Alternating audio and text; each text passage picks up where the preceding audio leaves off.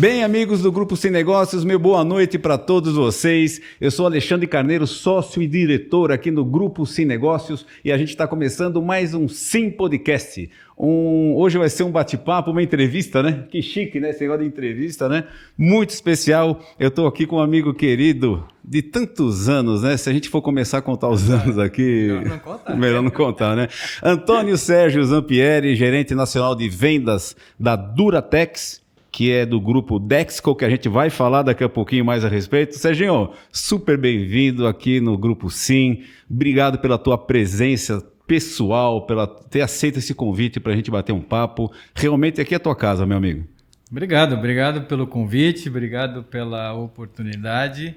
E parabenizar vocês pelo podcast, né? Vocês estão fazendo uma sequência de podcast. É uma sequência grande. Acho que está muito legal. Começou no ano passado, Sérgio, com Rede Sim Entrevista, em função da pandemia, a gente gerando um monte de ação digital para continuar em contato e passando informação para os parceiros, para os fornecedores, enfim. E surgiu esse programa de entrevista, né? É uma pretensão grande, mas está bacana. Não. Pra você ter uma ideia, a gente tem a cada edição... algo como 4.500 visualizações, que é uma quantidade grande de visualizações, né? Mas a troca de experiência entre as pessoas do ramo tem sido uma coisa muito bacana. Não é impressionante o ganho da pandemia? É Esse é um ganho da pandemia. É um ganho da pandemia. A gente não teria isso no período antes da pandemia. É verdade. Acho que esse é um ganho enorme da pandemia. É um dos ganhos. A pandemia trouxe muitos ganhos também, lógico. É uma situação trágica, mas trouxe muitos ganhos. Sérgio, para mim é uma alegria enorme, pessoal, estar com você aqui. Eu já comentei com alguns parceiros, né? E alguns fornecedores, concorrentes e tal, enfim, que você estaria. E o pessoal, porra, essa eu quero assistir mesmo, etc, etc. Então vai ser uma coisa muito bacana. Sinta-se em casa. Eu só vou acabar de fazer a minha abertura aqui, que eu não posso esquecer, senão o pessoal aqui me dá bronca. Ó. O Grupo Sem Negócios são 3 empresas, a Rede Sim, que é a empresa matriz, vamos chamar assim, onde a gente começou, no ramo moveleiro. Estamos hoje com 252 lojas em todo o Brasil. Nós temos a Center Sim, que é uma nova rede no setor de materiais e construção. Já estamos com 63 lojas em 6 meses de trabalho, e a nossa ambição, a nossa visão, né, é ao longo dos próximos anos construir uma rede aí com pelo menos 1.000 lojas, fazendo o mesmo trabalho que a gente faz hoje no ramo moveleiro para o ramo de lojas de materiais para construção. E temos a terceira empresa, que é a Madecim, é a nossa importadora, é um braço estratégico. Trazemos produtos, né, commodities com a nossa marca e distribuímos através das nossas lojas. Eu quero aqui deixar meu agradecimento para todos os parceiros da Rede Sim, da Center Sim, que nos prestigiam assistindo aqui ao nosso programa, os fornecedores todos, né? Os chapeiros, o pessoal de fita, de químicos também prestigia muito a gente, o pessoal agora, os fornecedores do ramo de material para construção, meu abraço, muito obrigado aí pela audiência. Sérgio, mais um recado aqui que eu não posso esquecer. Você que está assistindo a gente aqui agora, inscreva-se no nosso canal, se ainda não se inscreveu, YouTube, Instagram, Facebook, acompanhe as nossas mídias digitais. A gente tem produzido um monte de coisa, não é só essa entrevista, mas também programas falando de produto, de utilização. Fique de olho nas coisas que a gente está produzindo, realmente muito bacanas. Serginho, então mais uma vez bem-vindo, receba o abraço caloroso de toda a família, sim, né? E a gente escolheu um tema bem bacana aqui, o pessoal vai querer te ouvir demais. O momento do mercado e principalmente, esse é bom, as perspectivas para os próximos 12 meses. Bola de cristal. Mas, Sérgio, antes de falar de negócio, só para te conhecer melhor, a gente já se conhece muito, né? As pessoas, você é uma pessoa muito querida e muito conhecida no nosso mercado, né? Obrigado. Mas vamos falar um pouco do Antônio Sérgio Zampieri, Serginho, né? Quem que é você? Está vendo aqui que é formado em Economia, Administração, MBA em Varejo pela FIA. Muito legal. Fala um pouco de você, Sérgio, por favor. Quem é você? Quem que é o Zampieri? Bom, vim de Araçatuba, nasci em Araçatuba, né? Uma cidade, eu brinco que Araçatuba é a capital do interior de São Paulo. Capital do interior. Maravilhosa cidade. Maravilhosa cidade. Acabei me formei em economia, depois fiz administração, MBA está na minha veia, né? Tá. Há muito tempo, meu pai tinha supermercado, então varejo... Questão do varejo e tudo. Varejo sempre teve muito forte na minha veia, né? Sou palmeirense de coração, convicto, casado com uma corintiana. Aí sim. Esse é um problema. Como é que é o nome dela? É um desafio, né? Como é que é o nome Tânia. dela? Tânia. Tânia, não é fácil. Esse é um desafio. Tenho 2 filhos pequenos, né? Um de 12 anos, um de 11 anos. Tá. Beatriz com 12, Rafael com 11. Tá. E é isso. Estou na Duratex há 34 anos.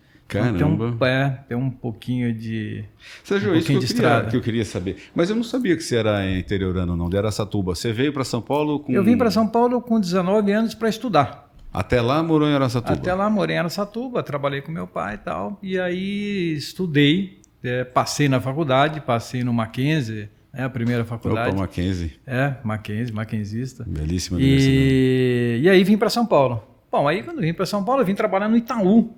Quando eu vim para São Paulo.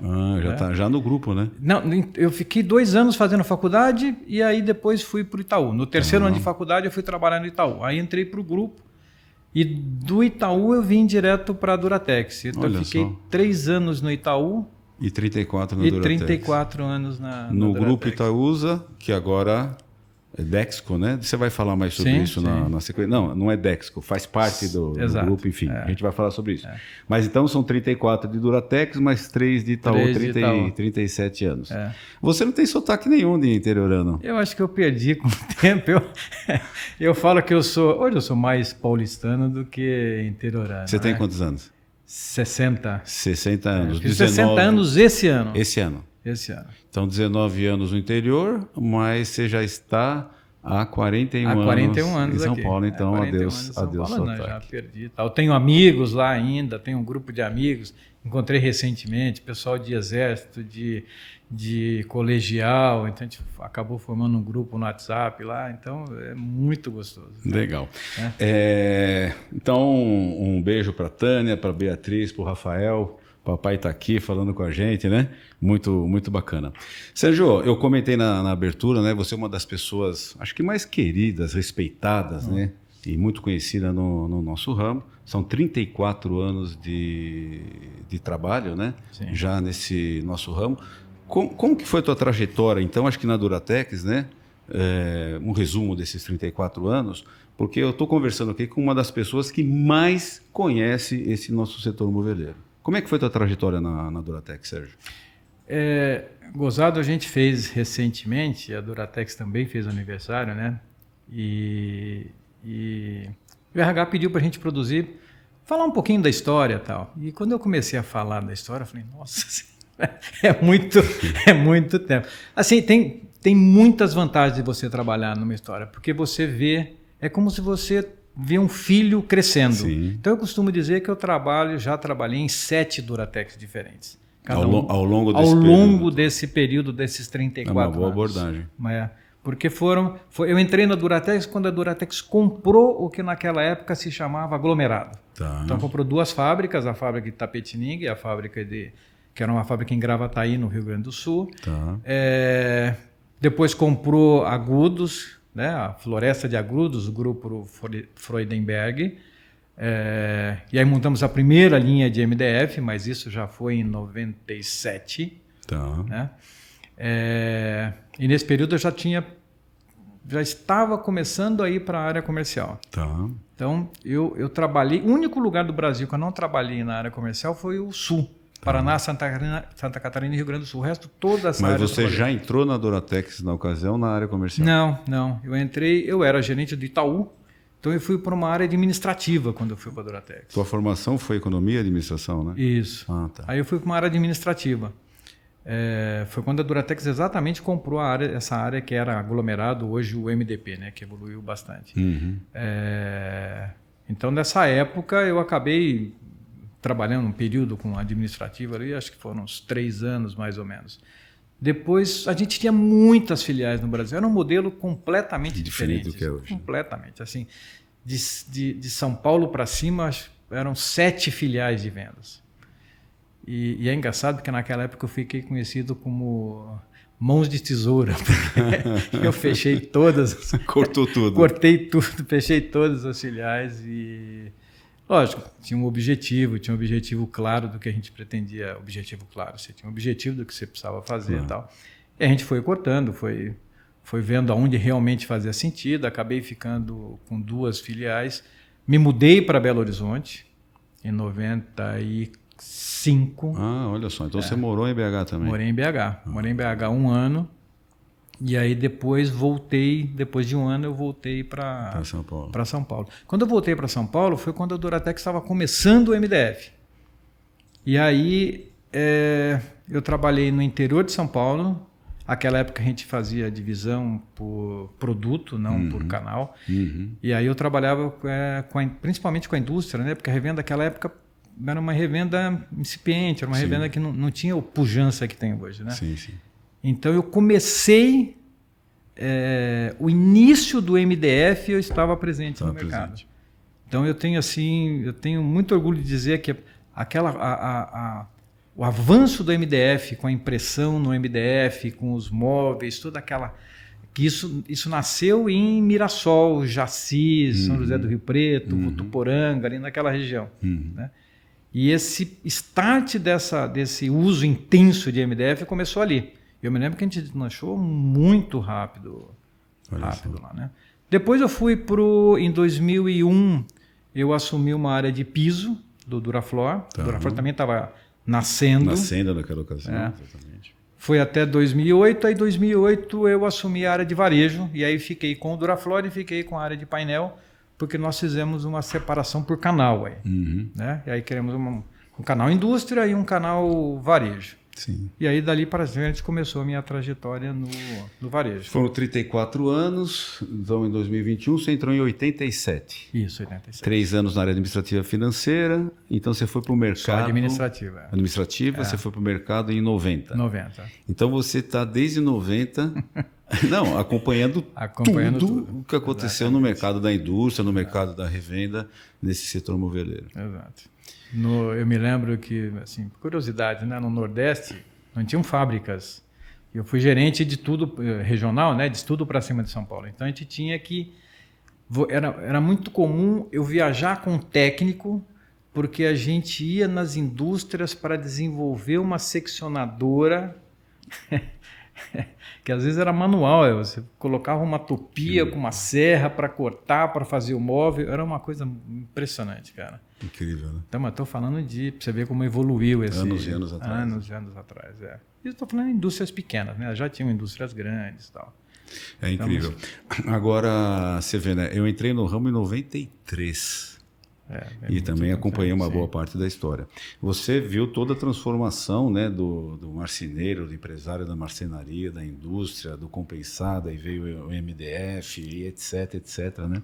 E a gente está vivendo, então a gente poderia pedir aí um chopp e ficar contando as histórias todas, né? Só que ia precisar, viu, pessoal, de umas 3 horas de podcast aqui. E a gente faz isso de vez em quando, que é muito bacana. Mas aí eu já vou entrar no nosso tema, né, que é falar sobre o mercado atual, Sérgio. E aí a gente vai falar um pouco, né? Tentar, principalmente, conhecer a tua visão, né? Com toda essa bagagem, né? Do que pode acontecer, do que você prevê que aconteça nos próximos meses, aí pelo menos no curto prazo, eu quero dizer 1 ano, né? Sérgio, com toda essa tua experiência, com tudo que você viveu esses anos todos, né? As transformações e tal, aí veio a pandemia, né? Aconteceu o que aconteceu nos últimos 1 ano e meio, 1 ano e 7, 8 meses, né? Como que você está vendo o mercado nesse momento, Sérgio? Você falou uma coisa que é muito importante. 18 de março, né, de 2020. De 2020. Revestir. Nós começamos a revestir com uma visão sobre o coronavírus e terminamos a revestir com uma visão diferente. Impressionante com a velocidade de informação, né? E lá naquele momento a gente ficou, todo mundo, com dor de barriga, não tinha. Então, rapidamente a gente se reuniu, tentou construir um cenário e tal, e eu acho que a gente fez coisas muito positivas. Sim.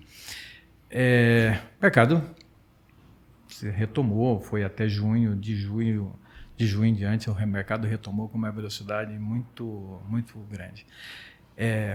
Mas assim, quando você olha, mesmo o que aconteceu ano passado, o que está acontecendo esse ano e o que a gente olha para frente, o que a gente enxerga que foi fundamental para que isso acontecesse? Você tem 3 coisas básicas aí que a gente analisa. A primeira coisa é o volume de reforma. Tá. Então você tem aí o efeito da valorização da casa, que provocou um volume de reforma nas casas impressionante. Né? Então o fato de todo mundo estar dentro de casa é aquela coisa que já está bem batido, mas todo mundo começou a se incomodar com algumas coisas. Então aquele pequenininho, você queria trocar só um móvel, você queria trocar só uma estante, mas todo mundo trocando só um móvel, só uma estante, é um volume fantástico. Sim. Então esse foi o primeiro momento. Né? A segunda coisa é que a gente entrou num ciclo de boom da construção civil. Tá. Então a construção civil, se você se lembrar, o último ciclo forte de construção civil foi 2013, né? 2013. Então depois a gente teve baixas, teve alguns momentos maiores, tal, a gente teve baixa. Então a gente está vivendo hoje um ciclo muito forte da construção civil. E para mim tem uma coisa, uma distinção entre o que a gente está vivendo hoje e o que vivemos lá atrás.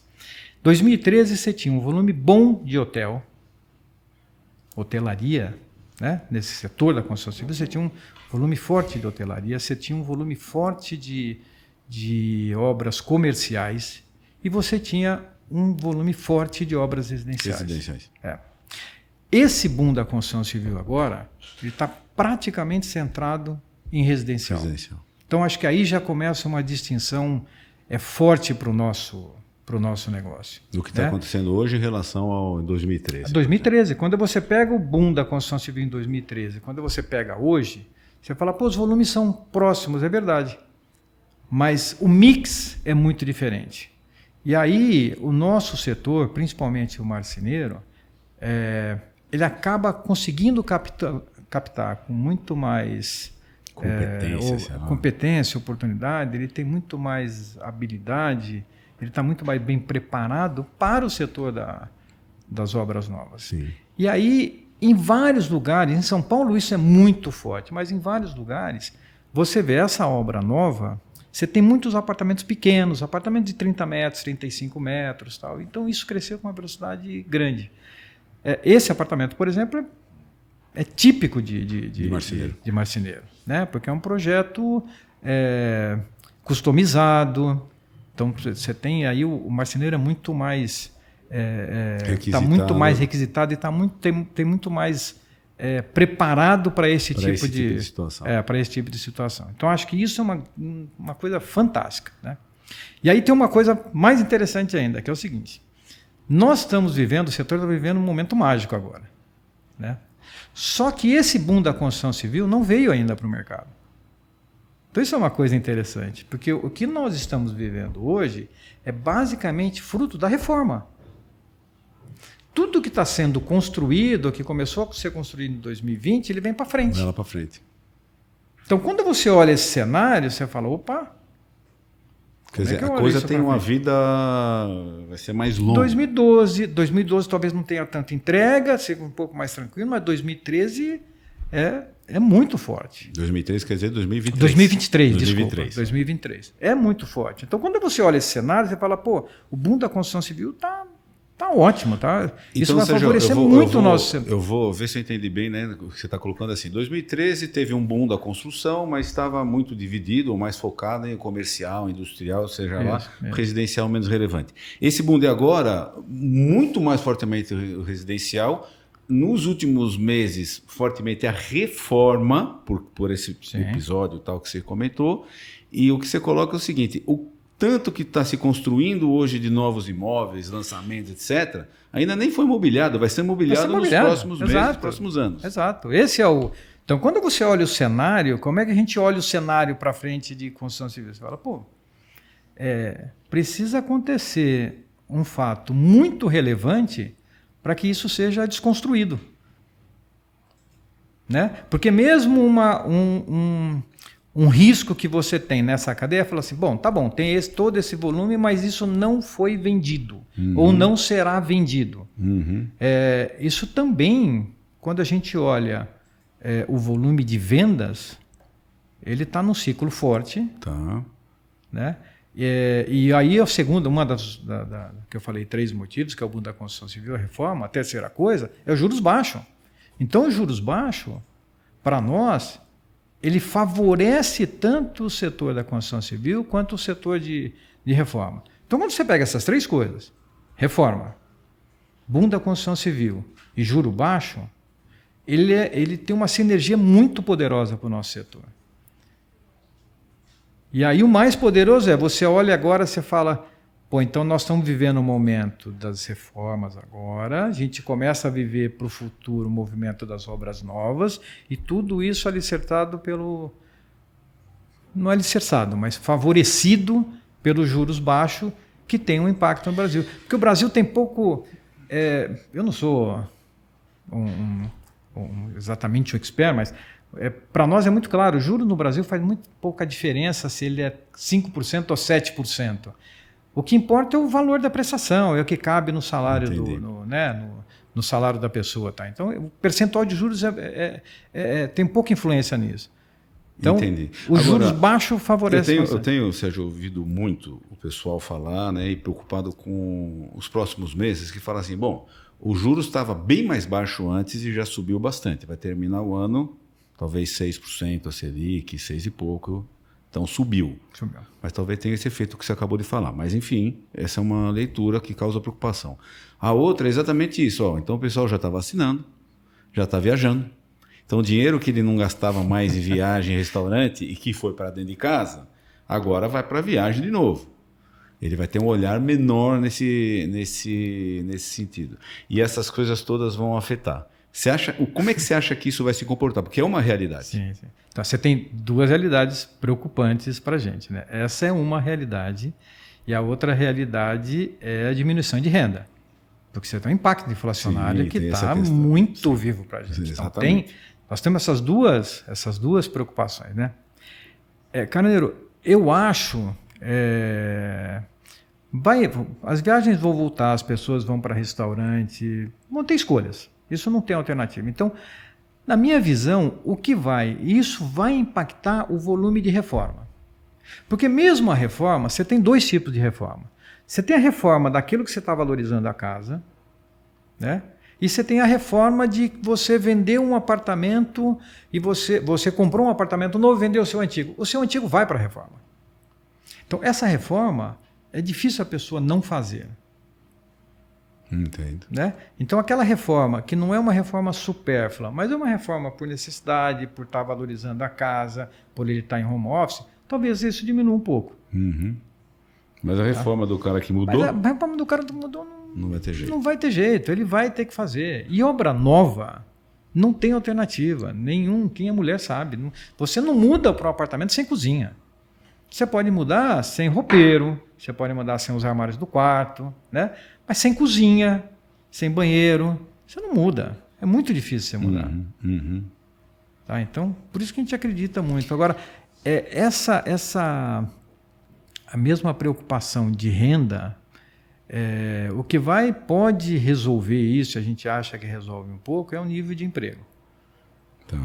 Né? Então, porque quando você olha a massa salarial, essa massa tem que, de alguma forma, subir um pouco. Sim. Quem mais está sofrendo na crise é o público C e D. Né? A classe média alta, a classe média sofre, a classe média alta sofre menos. E o que a gente chama de gargalhada, né? Né? Ele sofre muito pouco na crise, né? Para esse tipo de produto. Então, a classe C e D sofre. Então, pode ser, quando a gente olha o nosso cenário, pode ser que aquele marceneiro que já tinha entrado no Minha Casa Minha Vida, né? Esse marceneiro que estava uma competitividade enorme, ele tinha entrado no Minha Casa Minha Vida, esse talvez sofra um pouco mais. Tá? Que está afetado por essa questão da renda que caiu. Está afetado por a questão da venda, tal. Mas mesmo o morador do Minha Casa Minha Vida, ele tem que ter uma opção. Ele também não muda sem imóvel. Então, isso vai ter que encontrar, o mercado vai ter que encontrar uma forma de se ajustar. Então, pela tua visão, Sérgio, e quem está assistindo aqui são os parceiros da Retsim, né? Os lojistas, os parceiros da Centersim também, os lojistas da área de construção, estão ouvindo essas tuas palavras e está concluindo o seguinte. Então tá bom, então na visão do Sérgio, vai ter os próximos bons meses aí, digamos anos até, de um mercado demandado por essas questões da reforma, dos imóveis novos que ainda precisam ser mobiliados, etc, etc. Então, você tem uma visão bem positiva para os próximos... Eu preciso até tomar cuidado, porque eu tenho uma visão otimista e eu até preciso segurar. Claro. Em alguns momentos eu seguro isso, porque... mas por que eu tenho uma visão otimista? Porque quando eu vejo esse cenário, eu falo, gente, precisa acontecer alguma coisa muito forte, porque senão isso daqui vai acontecer. Para nós, assim, esse ano está dado, esse ano está muito firme. 2022, nós vamos conviver com o mesmo cenário. Porque você tem que olhar, a gente olha 2022 sobre a ótica de demanda e sobre a ótica de oferta. E aí você tem pouca oferta adicional em 2022. Né? Então também a gente olha que esse mercado continua bom, continua demandado, mesmo que a demanda... numa suposição da demanda cair um pouquinho, né? Pode ser até que seja mais saudável para o setor. A gente não acredita nisso, mas pode ser. Se acontecer, pode ser até que seja mais saudável, mas a gente acredita no nosso cenário 2022 também vai ser um ano bom. Esse era o ponto que eu ia colocar na sequência, porque uma coisa é você concluir e falar o seguinte, então a gente está com uma demanda aquecida pelas razões colocadas e vamos manter a demanda aquecida, vai mudar alguns fatores, mas por essas questões colocadas, a gente vai seguir com demanda aquecida. Legal. Aí tem a questão da oferta. Porque você fala assim, então tá bom, então minha demanda vai estar aquecida, beleza, vamos em frente, né?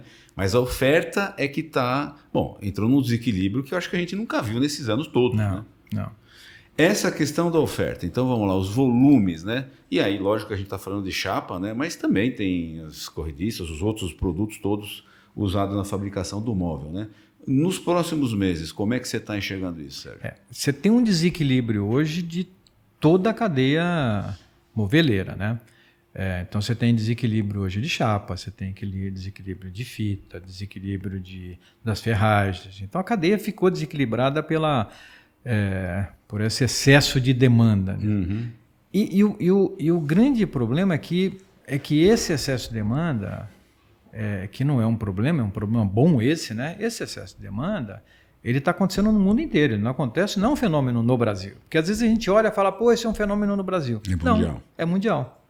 Então falta chapa no mundo inteiro, falta insumo para produção no mundo inteiro. Né? Todo mundo que está nessa cadeia está sentindo uma restrição de oferta de matéria-prima. Então isso para mim é o mais agravante. Quando você olha 2022... você tem a mesma base de oferta que você teve esse ano, né? E aí você tem, vamos falar em número, em torno aí de 350 a 400 mil cúbicos a mais de MDF para o ano que vem, dependendo do ramp-up das empresas que vão entrar, dependendo dos volumes. Então, esse volume adicional... No total do ano, você disse? No total do ano. Isso, não, no total do ano. Porque tem que olhar no total do ano. Média de 30, 40 mil mês. Então, mas tem um ramp-up, tem entrada e tal. Então, quando você olha esse cenário total, você fala, pô, está entrando mais esse volume no ano, 400 mil. Mas se você olhar o estoque, que a gente mede o estoque, para regular o estoque da revenda hoje, metade disso iria para regular o estoque da revenda. Que é um mês a mais de estoque para todo mundo, lógico. Tem gente que está mais abastecido, gente que está menos abastecido. Mas na média, o que se tem é isso. Então, você vê que mesmo com essa entrada, você tem um mercado muito saudável ano que vem. Saudável no sentido de não ter uma super oferta e destruir valor dos estoques, de preço e tudo nenhum. mais. Porque o receio que a gente tem, Carneiro, é que assim, como o mercado está muito desequilibrado, então você vê, por exemplo, PIB caindo. Né? Você tem vários setores em que as notícias são muito ruins. E a gente está descolado desse movimento do resto do mercado.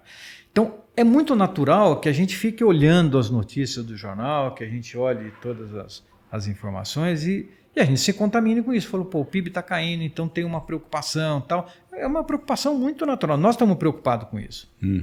Né? Mas quando você olha o nosso setor, você fala, não.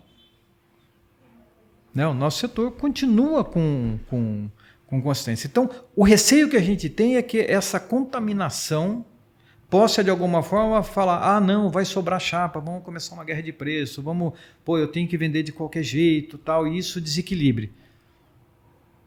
Tá? Eu acho que isso é o maior desafio de 2022. Se me perguntar qual é o maior desafio de 2022 sobre a ótica de mercado, para mim é manter a serenidade e manter as margens da forma que elas estão hoje. Porque se você olhar a cadeia inteira está muito feliz. Né? Todo mundo que está na cadeia está muito feliz. E não acredito que tenha... Não tem ninguém que viveu um período desse 1 ano e meio com margens tão positivas como a gente está vivendo. Então, para mim, o maior desafio é como manter isso. Mas dentro do cenário que você comentou, quer dizer, você fala assim, a demanda se mantém aquecida. Sim. A oferta aumenta, mas não aumenta num tanto que vai gerar um desequilíbrio contrário. Não. Ou seja, ou em outras palavras, me diz se é o que você pensa assim, né? 2022, o desequilíbrio, vamos dizer assim, a dificuldade de produto continua, talvez numa intensidade um pouco menor do que a gente viveu e está vivendo, mas ela continua e isso é bom. Sim. É isso que você está dizendo. Sim. Eu costumo brincar que eu falo, gente, o que é ruim é bom e se ficar bom vai ficar ruim. Vai ficar né? ruim. E o pessoal brinca, isso é Dilma, Zampieri. Mas é isso. Né? Porque essa falta de produto hoje para todo mundo, isso acaba sendo positivo para o setor. É ruim de trabalhar assim. Né? Imagina para a gente que é da área comercial, ter que toda hora falar, não tenho, né? Tá limitado, tal. Isso é muito ruim. Agora, mas tem uma coisa, Sérgio, que acho que preocupa muito os parceiros, né? Que estão todos, né? Vendedor, enfim, o pessoal que está no ramo, que é o seguinte: quando você fala, se eu tivesse mais 10 carretas esse mês, eu vendia. Você e todo mundo. E se todo mundo tivesse as 10 carretas, aí ia ter aí ia ver o que ia acontecer com os preços, realmente isso é complicado. Então, é que dói não ter produto para atender. Dói. Então, como é que é? O bom pode ser ruim. O que é ruim o que é ruim é bom. Isso. E o que é se bom, ficar bom, pode ficar ruim. Pode ficar ruim. Pode ficar ruim. E aí a gente vai viver esse tempo e vai administrando ao longo do próximo ano. Isso muda em que momento? Porque antes da pandemia a gente vivia um momento onde os preços estavam ruins, as margens estavam apertadas, né? Você queria comprar 10 carretas, você comprava à vontade, né? E aí tudo aconteceu, inverteu e estamos vivendo. Na tua visão de novo, Sérgio, né? Isso, 2022 já entendi, né? A demanda continua aquecida, a oferta aumenta, mas não cruza em algum momento, e quando isso cruza? Então, Canelo, você sabe que isso é uma coisa interessante, né? Que é assim,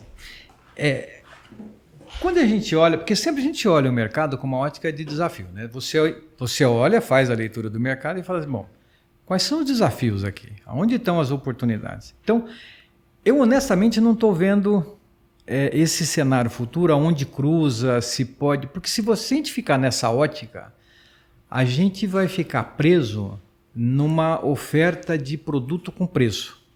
E a gente não vai para uma ótica de produto com valor. Então, o desafio hoje que a gente vê é o seguinte. Quando você olha lá, eu me lembro, estava falando em 2008 e tal, há 12 anos atrás, o varejo era um varejo completamente diferente do que é hoje. Né? Então, você olha para 2008 e você fala, nossa, o que era aquele varejo, o que é o varejo hoje? Então, a gente tem muita gente competente no varejo hoje. Muita gente. Então, o varejo provocou uma transformação, né? Os varejistas provocaram uma transformação muito grande, que nasceu lá no momento em que foi identificado que o marceneiro não tinha mais, estava com uma dificuldade, ou de comprar máquina, mas muito mais de aumentar a sua capacidade, como é que isso poderia ser resolvido, era uma dor dele, então Sim. O pessoal começou a colocar máquina, começou a cortar, bordear. Então, esse entendimento do marceneiro, você foi criando valor na cadeia. Né? Então, eu vejo hoje lojas extremamente bem pensadas, extremamente bem montadas, extremamente incrível, cara, incrível. Eu tenho realmente olhado assim, nossa, porque quando a gente fala em varejo, a gente olha para quem? você olha para o mercado de supermercado, você olha para a moda, né? Então, são os varejos mais tecnológicos que existem. Sim. E aí você começa a ver, o nosso varejo aplicando ferramentas que antes estavam só nesses setores. Sim. Tá? Então, isso para mim é fantástico. Então, para mim, o varejo hoje, com a rentabilidade que ele está, todo mundo muito satisfeito e tal, o grande desafio é você ganhar musculatura para enfrentar o que talvez possa se apresentar lá na frente um maior equilíbrio entre oferta e demanda.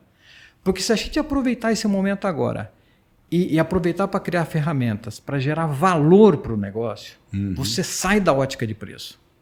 E se você sair da ótica de preço e entregar valor para o seu marceneiro, para o seu cliente... Você diminui a pressão. Você diminui a pressão. Você consegue conviver num ambiente em que você tenha uma oferta, pode até ser maior do que a demanda, mas você consegue manter o setor saudável. Ou seja, nós estamos falando o seguinte, então você lojista aí, né?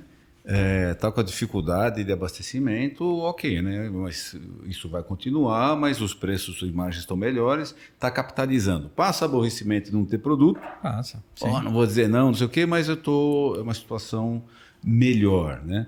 Então você diz o seguinte, ó, você capitalizado, você consegue melhorar o teu negócio para oferecer mais valor, ou cortando, ou fitando, ou atendendo e-commerce, ou atendendo com uma loja com um mostruário melhor, etc, etc. Uma logística melhor, mais rápida, gaveteiros, o produto que não risca. Então, você melhora o teu negócio de tal forma que lá para frente, então com essa musculatura, você melhorou o negócio e ficou menos prisioneiro de preço. Exatamente. De ter que oferecer preço.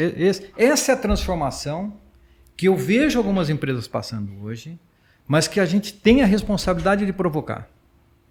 Porque só essa transformação vai nos tirar daquela guerra absurda né, de preço. E aqui, quantos vocês querem voltar para o preço do branco a R$ 99,00, R$100? É surreal isso. Tinha 20 surreal. Carretas para vender sem margem. Exato, é surreal. Quanto mais você vende, mais custo você tem. Sim. Né? Você não tem margem. Então, para mim, eu realmente não... Eu olho, lógico, com preocupação, mas eu acho que a gente tem um momento mágico para aproveitar.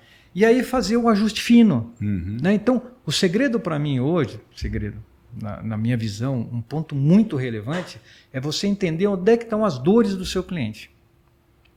Esse, para mim, é o ponto mais importante. Então, quando você começa, que foi lá atrás, você começou a cortar chapa, fitar e tal, você resolveu uma dor do processo. Então, que dores ainda tem hoje? Né? Quais são as soluções que você tem que trazer para o seu cliente, que não é o consumidor final, é o marceneiro. Você também tem que lá um consumidor final. Né? Mas o seu cliente é o marceneiro. Que para o bem ou pelo mal, ele é um cliente recorrente seu. Você sabe quem é, você conhece, você sabe o endereço, o CNPJ, você sabe tudo. Então você conhece esse cara. Então o ajuste fino de entender o que tem valor para esse cara, para mim é o melhor ponto hoje. Porque tá todo mundo... Você tem lá um avanço, lógico, cada um está num compasso, né? Isso é uma onda, né? Mas a onda leva todo mundo. Alguns estão na frente, levando, né? Mas a onda leva todo mundo. Né? Mas quando você começa a pegar todo mundo pensando em ponto de venda, quando você começa a ver todo mundo pensando em treinamento, quando você começa a ver todo mundo pensando em melhor logística, como é que você melhora a sua gestão sobre os processos? Então, isso vai amadurecendo o setor numa intensidade que você começa a sair daquela... Então, a guerra de preço passa a ser uma guerra de preço rentável. Não é mais uma guerra de preço destrutiva de né? acabar com o valor. Você falou agora, eu lembrei de uma conversa que a gente teve recente, né? Pô, lembra das lojas como eram há 20 anos atrás e como são hoje, né? Não tinha ar-condicionado, hoje tem. Impressionante. E aí vai como é que as coisas melhoram. Agora, no tocante a isso tudo, então você está sempre... Você é um cara positivo, você é um cara muito otimista sempre, Sérgio. E eu sei que você toma muito cuidado de sempre que você coloca a tua visão, fala assim, é a minha visão, né? Eu tenho uma natureza otimista, mas uma coisa que incomoda ainda muito é que nesse desequilíbrio da demanda e da oferta, os preços subiram. E subiram.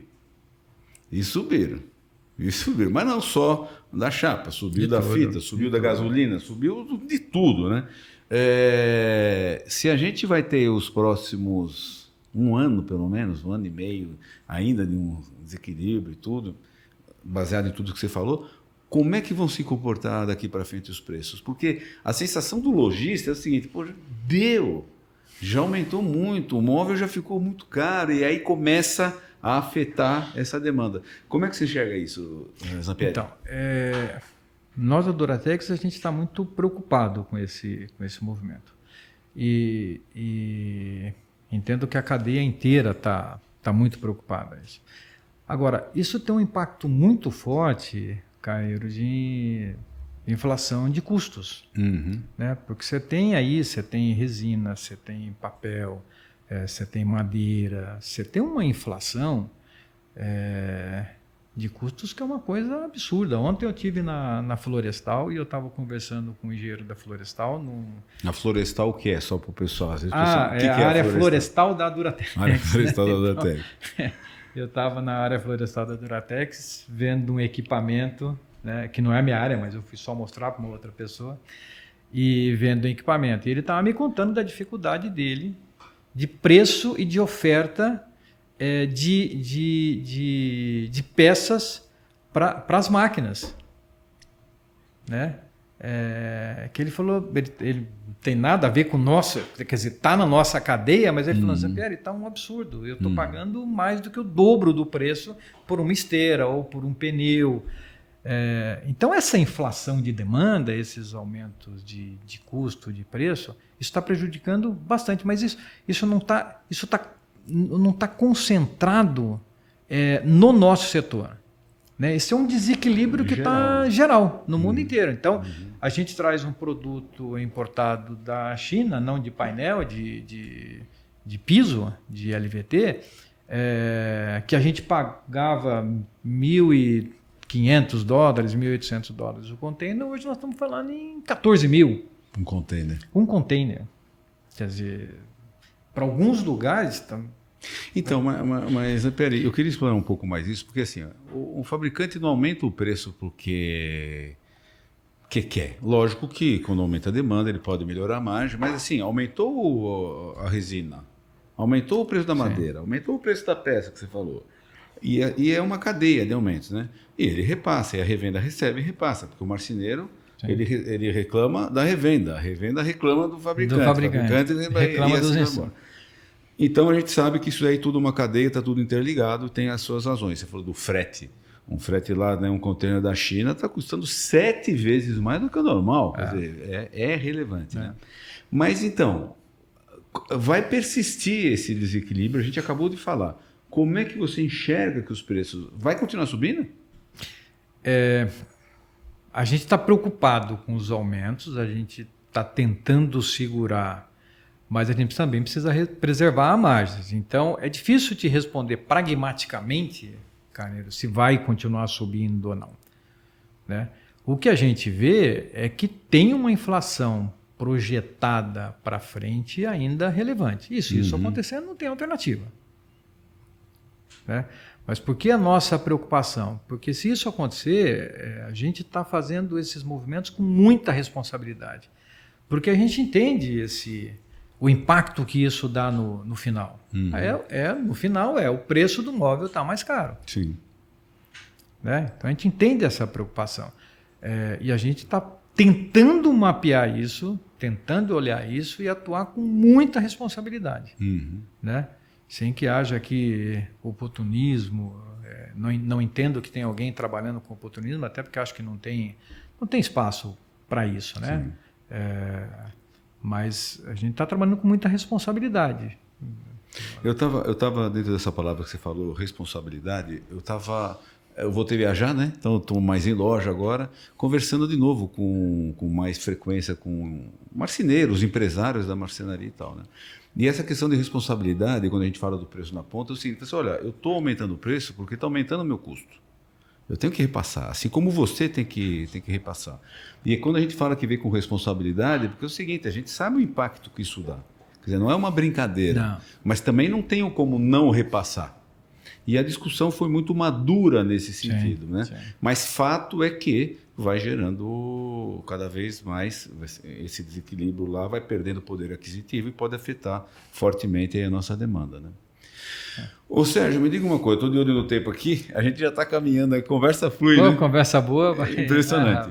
O que tem de produto novo que você possa comentar?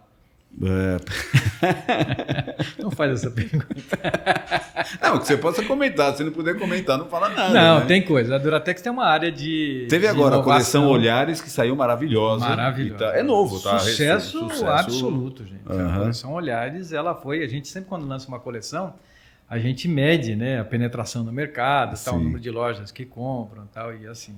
A velocidade com que a coleção Olhares entrou no mercado foi fantástica. Foi um outro efeito da pandemia. Sim, sim. Né? Porque a gente fez a divulgação tudo virtual. Sim.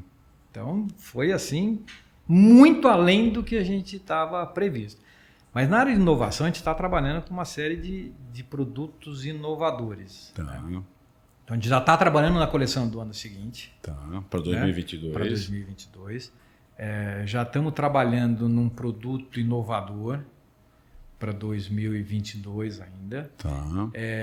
E aí tem na gaveta um produto que esse ainda não posso comentar, mas é uma coisa... tá lá. Tá então lá. Tem, tá lá. Não e tem muito a ver com esse momento da revenda melhorando, com esse momento de você conhecer mais o seu consumidor, de você fazer leitura do consumidor final, de você olhar a jornada inteira. De conseguir agregar o valor. De conseguir agregar valor. Então, para mim, esse é a tônica do negócio. Como é que você traz valor para o negócio? Tá, entendi. Né? Então, a gente sim já está se preparando para 2022. A Renata está com isso, está bem desenhado já está... Ou seja, quando for o momento certo de vocês falarem, vocês vão falar, mas é importante que quem está ouvindo a gente aqui vai saber o seguinte, vocês estão focados, pensando nisso e trabalhando nisso. Sim, exatamente. Dentro dessa visão que você sempre fala assim, de entender a jornada do consumidor para oferecer qual é a dor... Vai entender o que tem valor. Exatamente. Vai entender o que tem valor. Porque quando você fala numa área de inovação, a área de inovação normalmente viaja bastante, né? Uhum.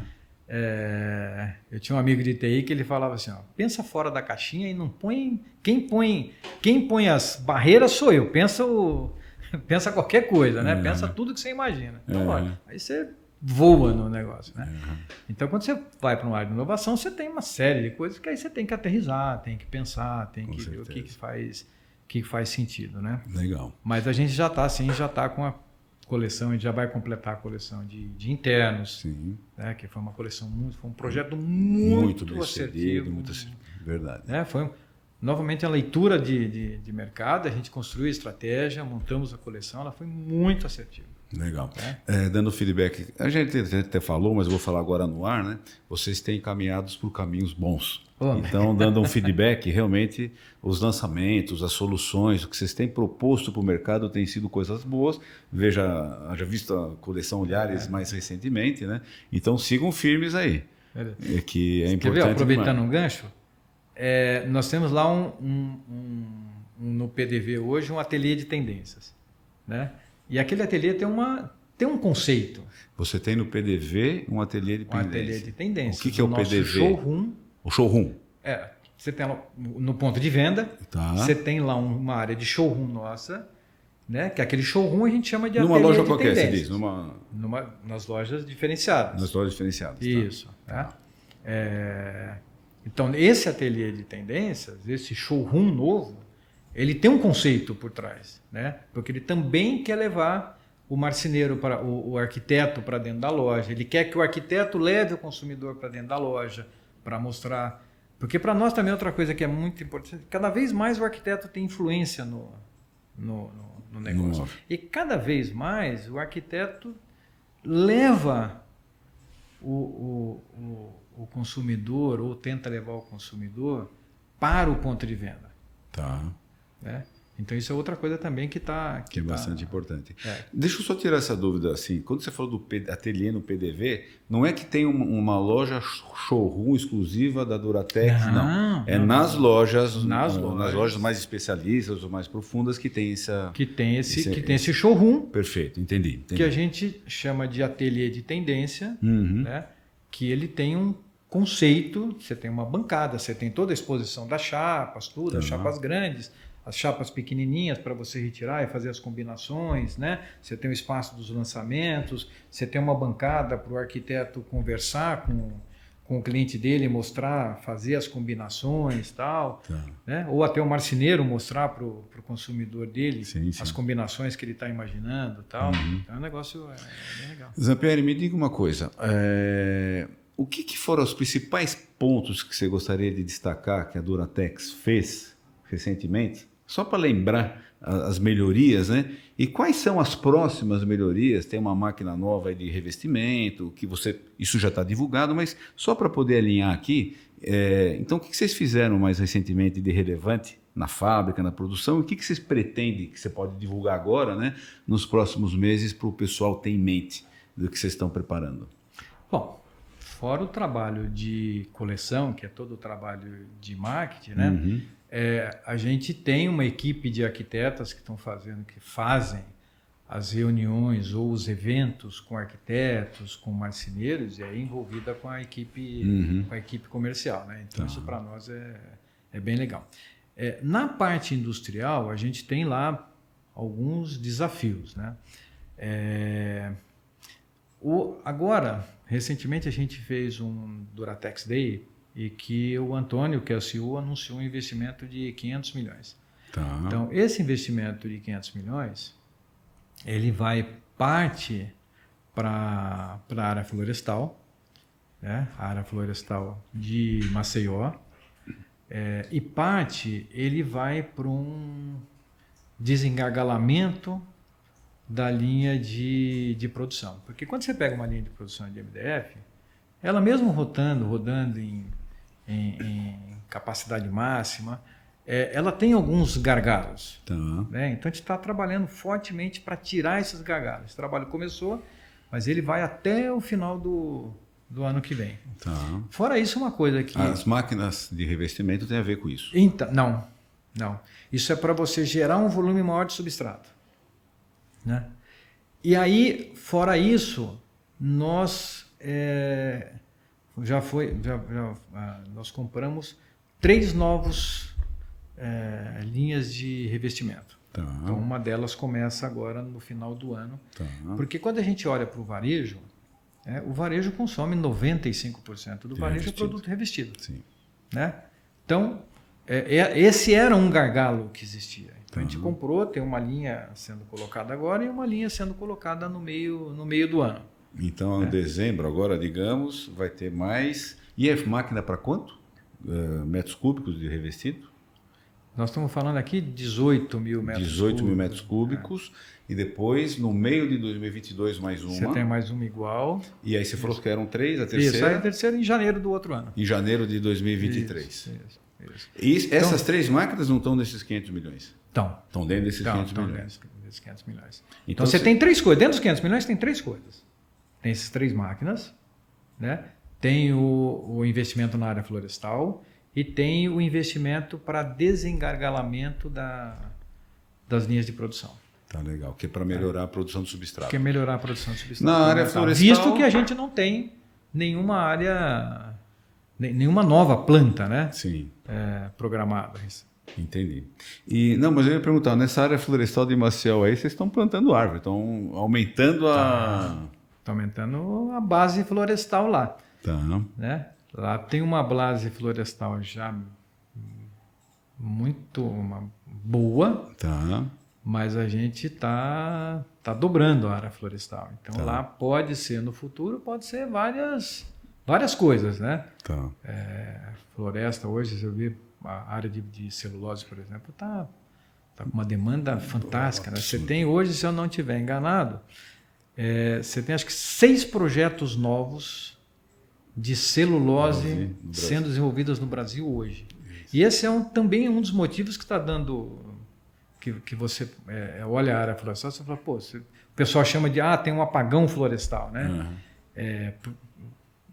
Você tem aí 6, imagina 6 novas plantas que não vai demandar de matéria-prima. Que não vai demandar de matéria-prima. E quando eu acho que é bom reforçar, né, me corrija se eu estiver errado, é o seguinte, quando você fala assim que está investindo na área florestal, a área florestal é um outro negócio que fornece madeira para o mercado. Isso. Dentre as madeiras que fornece, madeira para a própria Duratex fazer chapa. Isso. Mas também fornece madeira para outros mercados, é um negócio.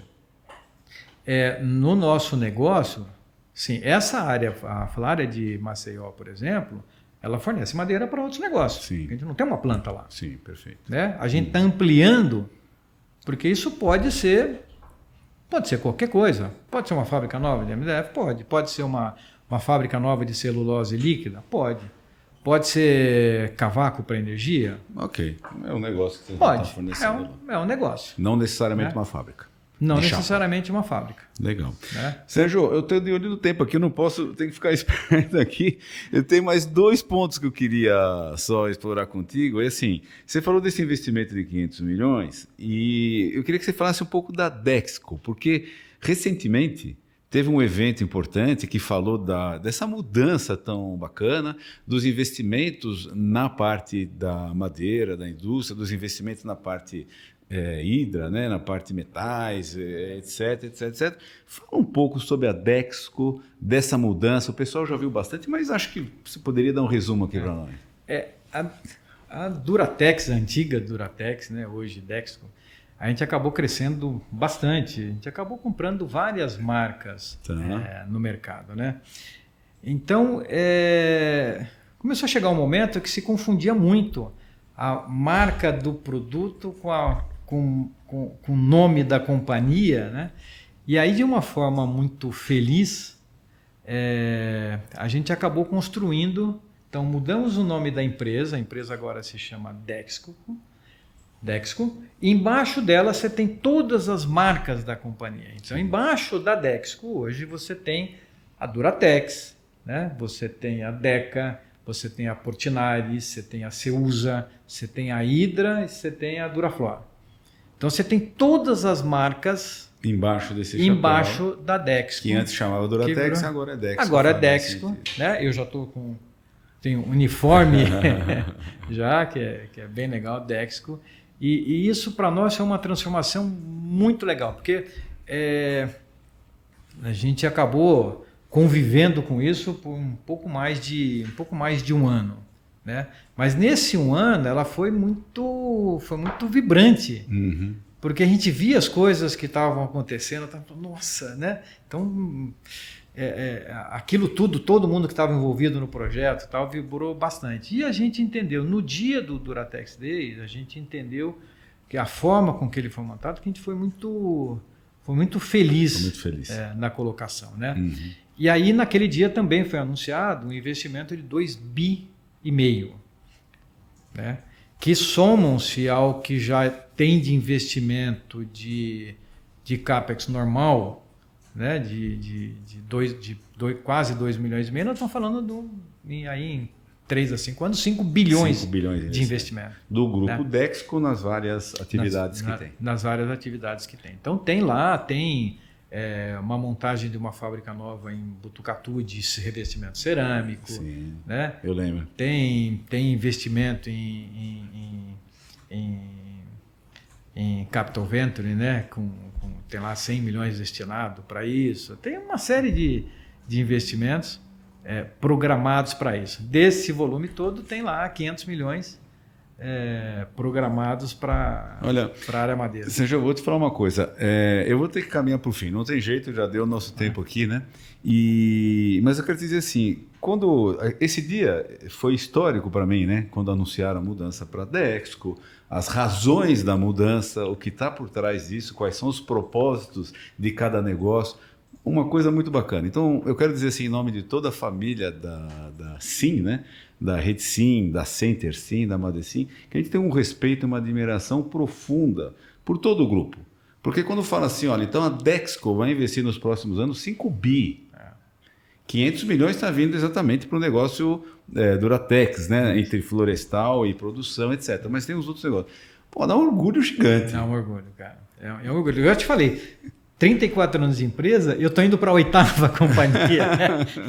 Eu fiquei lá 34 anos na Duratex, agora tenho aqui alguns meses de Dexco, né? Mas você viu o que eu te falei, as transformações que a empresa foi... Olha, eu vou te falar assim, né? A gente torce muito, tem orgulho de verdade. Eu falo em meu nome, mas em nome de todo o pessoal da SIM, que a gente tem conversado muito, né? E, Sérgio, e um orgulho e um respeito gigante por você, e assim, feliz pela amizade, né? Porque você realmente é um dos caras que mais conhece o setor, viveu o mercado ali no dia a dia, tantos anos, né? E realmente traz um nível de conhecimento, de informação para a gente poder trocar muito grande. Não, é pouco tempo, mas realmente muito bacana mesmo. Eu tenho um último ponto. Só para dizer, assim, ao final do programa, a gente vai deixar aí na técnica um vídeo. Então, quando eu despedir aqui, vai ter um vídeo falando da mudança da Dexco. Vale a pena assistir. Fica mais 2 minutinhos e vale a pena assistir essa mensagem. Zampieri, com todo esse conhecimento, com todo esse negócio, né, dessas mudanças da 7ª, da 8ª Duratex, Dexco que você viveu, está vivenciando, né, toda a mudança do nosso ramo, do profissional da marcenaria, das lojas e tudo mais, para o parceiro da SIM, o que você pode dar de conselho e recomendação para os próximos meses? Você já deu vários aqui na conversa, né? Mas para fazer uma despedida assim, o que você poderia falar de conselhos do Zampieri? Aproveite e faça o que você tem que fazer hoje. Não espere. Porque você vê esse mercado da forma que está. 35 anos, tem muita gente que está me ouvindo aqui que tem mais tempo do que isso no mercado. A gente nunca viveu isso. Então, para mim, o maior conselho é não espere, não viva esse momento sem provocar transformações na empresa. Provoca as transformações e crie robustez para que você seja antifrágil, que é um livro que eu estou lendo, estou gostando bastante. Antifrágil. Né? É um livro muito legal, quem tiver a oportunidade pode ler, para que você se transforme e transforme a sua empresa em antifrágil. Né? Porque aproveita esse momento que ele tá propício para isso. Então provoque as transformações. Né? Eu vejo muita gente fazendo isso. Sim. Mas se todo mundo caminhar nisso, nós vamos caminhar para aquele momento em que a gente saia da guerra de preço e consiga construir valor e todo mundo continue navegando num setor muito, muito saudável. É verdade. Conselhaço, eu vou te dizer assim, como empresário, né, olhando para a nossa empresa, o quanto nós não evoluímos nos últimos meses, né? Sim. E quanto a gente não tem que estar atento à dor de quem que é o meu cliente e como é que eu faço isso. É realmente um repertório infinito aí, um belo conselho. Tua palavra final, Serginho, diga lá. Obrigado, eu sou um jovem de cabelo branco, eu costumo brincar, eu sou um jovem de cabelo branco, então eu sempre fui sou apaixonado pelo varejo, então eu espero que a gente possa aproveitar aqui esse ano, gente, tá bom? Vamos aproveitar isso e boa sorte para todo mundo. Obrigado, Sérgio. Tá, obrigado, viu, Carneiro? Mais uma vez por participar, muito legal. Sou um fã do podcast aqui. Eu às vezes não consigo ouvir no tempo que eu... Consegue ver depois, né? Então, isso. Aí depois não tenho tempo, vou lá, ouço. Eu acho que tem sido muito positivo. Legal. Não, tem sido realmente trocas maravilhosas. Eu tenho recebido pessoas incríveis, Zampieri, realmente para trocar informação muito relevante. Então recebe o nosso abraço de todo o Grupo SIM, de toda a família SIM. Obrigado pela tua presença aqui. E eu deixo um recado para o parceiro, para o nosso fornecedor que está assistindo a gente aqui. Se você não se inscreveu nos nossos canais, se inscreva agora aí, aperta o botãozinho, põe o sininho para tocar, para acompanhar aí as nossas produções, tá certo? E eu agradeço demais a tua audiência, um bate-papo maravilhoso aqui com o Zampieri, foi realmente muito produtivo. Daqui 15 dias a gente tem mais um SIM Podcast com mais assunto vibrante e relevante aí para o nosso ramo. E eu sempre gosto de terminar aí as nossas conversas reforçando, né? Chegou a tua vez de vacinar, vacina, não importa a marca da vacina, todas funcionam bem. Se você já tomou a primeira dose, fica atento, toma a segunda dose e mantenha aí todo o protocolo, distanciamento, máscara, vamos tomar cuidado, a gente está vencendo, está caminhando para vencer, não vamos bobear nesse final. Muito obrigado pela tua atenção, pela tua audiência, um grande abraço, tchau. Contem com a Duratex.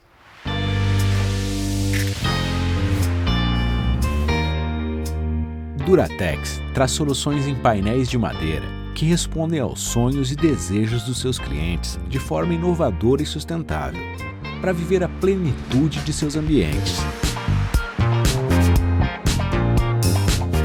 Conhecida pela solidez e pioneirismo em oferecer produtos que contribuem para o bem-estar das pessoas, vem liderando um movimento de transformação, desde o plantio de suas florestas, na produção dos seus produtos, até a forma como potencializa os espaços, com harmonia, sofisticação e tecnologia. Provocante e inspiradora, a nova identidade Duratex traz um visual e tom de voz alinhados para os seus públicos, mantendo a unidade do azul e das formas. A sua inspiração é sem limites, sempre respeitando o meio ambiente, com madeira certificada proveniente de reflorestamento. Tudo para inspirar e continuar transformando o dia a dia e as histórias das pessoas, proporcionando o melhor viver dos ambientes. Duratex, inspiração que transforma.